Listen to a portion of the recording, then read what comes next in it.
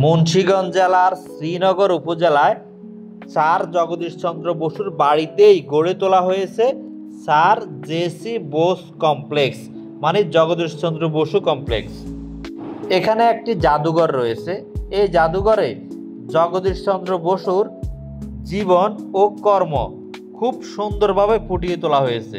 বিশেষ করে ক্রেস্টোগ্রাফ সহ তার যত আবিষ্কার এবং তার যত বই সবগুলাই এখানে নমুনা আকারে সংরক্ষিত আছে।